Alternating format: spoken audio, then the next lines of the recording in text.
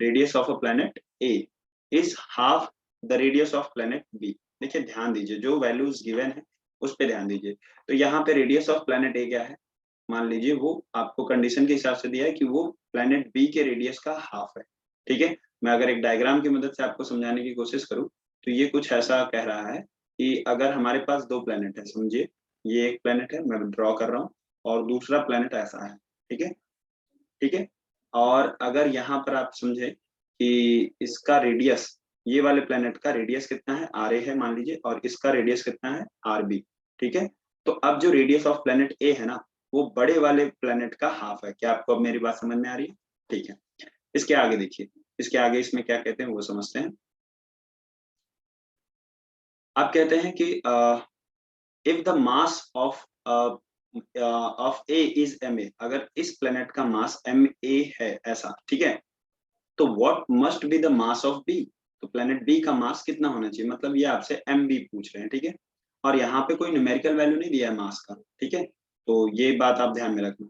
So that the value of g on B, और जिसकी वजह से जो वैल्यू ऑफ जी, जी आप जानते हैं ग्रेविटी ड्यू टू एक्सीलरेशन, मतलब इस पे जो जी की वैल्यू होगी, B the is half that of its value on A.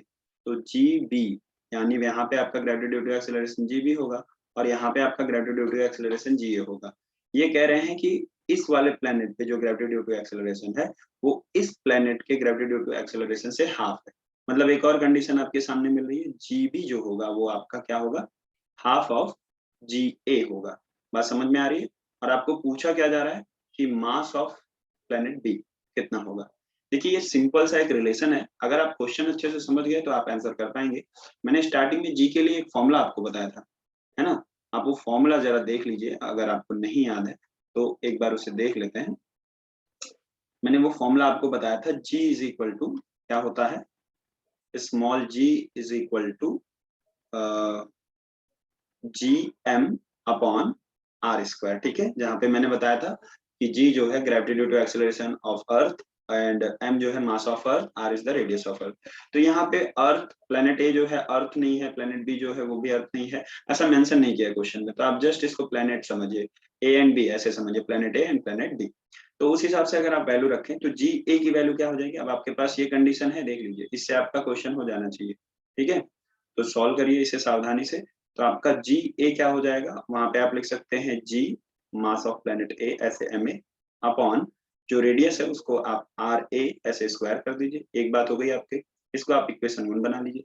And फिर जी बी का सेम, जी बी है ना, gravity due to acceleration at planet B, तो वहां पे आप करिए G M B upon R B का स्क्वायर, ऐसे कर लीजिए। ये आपका प्लेनेट हो गया 2। क्या मेरी बात मतलब इक्वेशन हो गया 2। ठीक है, सिंपल। अब इस कंडीशन के हिसाब से वैल्यू सब्स्टिट्यूट कर दीजिए और थोड़ा बहुत मैथ्स कर दीजिए, आपको आ जाएगा। ठीक है, इक्वेट करना होगा आपको, समझ आ रहा है?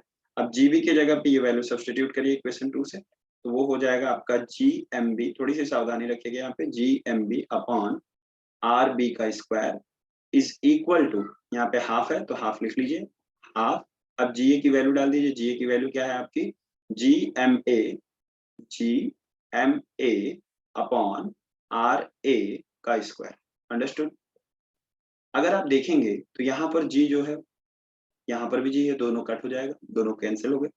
अब आर ए और आरबी में भी रिलेशन है, R A is equal to half of R B होता है, तो आर ए की जगह पे वो वैल्यू सब्स्टिट्यूट कर दीजिए, देखिए क्या होता है, M B upon R B का square is equal to half, यहाँ पे आप लिखिए M A upon R A की जगह पे क्या लिख दीजिए आप, हाफ ऑफ आर बी का होल स्क्वायर।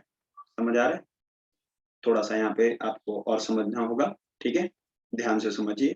एम बी यहाँ पर आप लिख लीजिए, M B upon R B का square is equal to M A upon 2 into, जब आप इसका स्क्वायर करेंगे तो ये क्या हो जाएगा 1/4, और ये हो जाएगा आपका आर बी का स्क्वायर। ठीक है, सो ये 2 1 जा 2, 2 2 जा 4, ऐसे कैंसिल हो जाएगा, और ये 2 उठकर ऊपर आ जाएगा।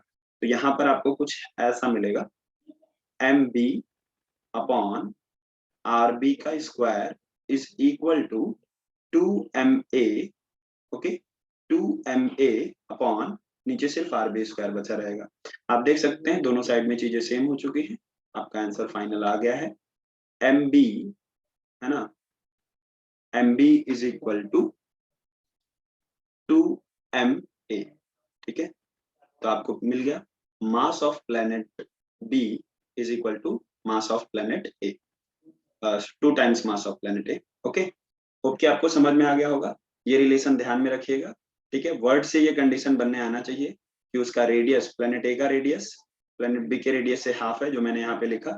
फिर प्लेनेट बी पर जो ग्रेविटी ड्यू टू एक्सीलरेशन है वो प्लेनेट ए के कंपैरिजन में हाफ है, वो मैंने यहाँ पर लिखा। इसके बाद हमें ये फॉर्मूला पता होना चाहिए, हमें 2 इक्वेशन बनाना है, फिर ये करना है, ठीक है। चलिए आगे का क्वेश्चन देख लेते हैं।